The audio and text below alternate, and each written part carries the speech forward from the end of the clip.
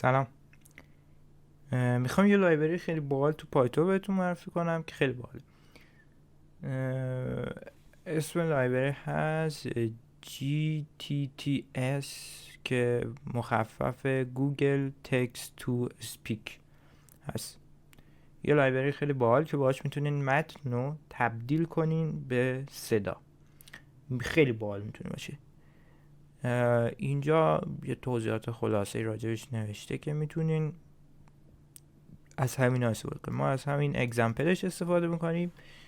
خب من یه ترمینال باز میکنم، بذارین بزرگش کنم رو هم.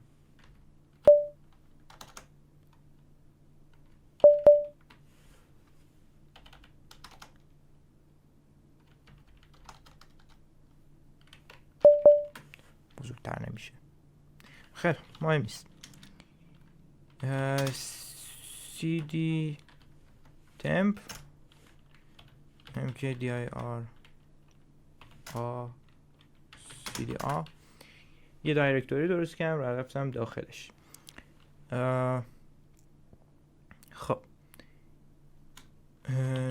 نانو یک دات پای با کد ادیتور نانو درست کردم. دقت کنین که اگر میخواین نصبش کنین با نمیخواستم اینو باز کنم اصلا، با پیپ اینستال gTTS میتونین از پکیج منیجر پیپ نصبش کنین. خب برگردیم به میزنم from gTTS import کن g تی بزرگ و اس بزرگ. یه متغیر اس تعریف میکنم و میزنم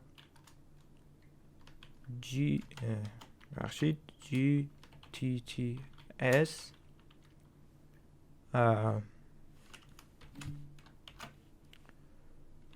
مثلا hello world.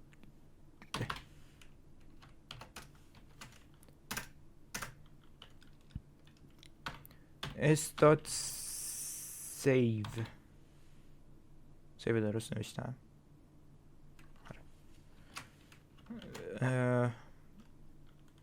اینجا میزنم su.mp3.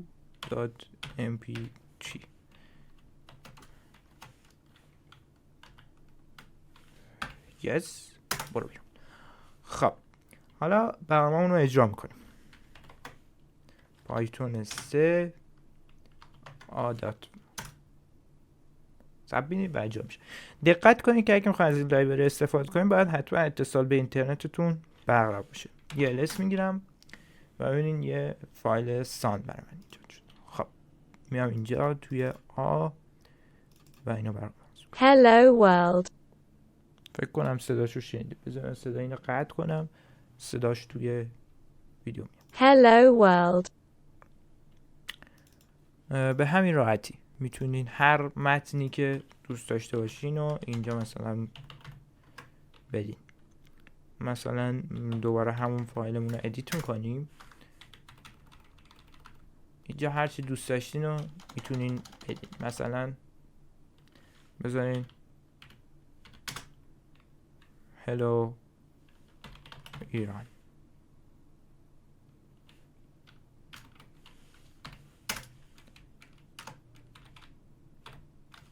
اینو دوباره ران میکنم، ثبت میدم و Hello Iran. بذارین من نوشتم، بذارین منم بشنوم. Hello Iran. خب امیدوارم که از این آموزش طور یا معرفی یه لایبری باحال خوشتون اومده باشه. من ونس بودم و امیدوارم به کارتون بیاد. خیلی لایبری باحالیه. لایبری های زیادی هستن که این کار میکنن، حتی فکر کنم لایبری فارسیش هم داریم، ولی این یکی به نظر من از همش خیلی ایزی تر بود. میبینین که با 3 تا خط کد شما فقط لایبری رو میارین، یه متغیر تعریف میکنین، متنتون رو میزنین و اونو سیو میکنین. میتونین از این لایبری استفاده کنین. به نظر من که خیلی چیز باحالی بود. خوشتون اومده باشه. من ونس بودم.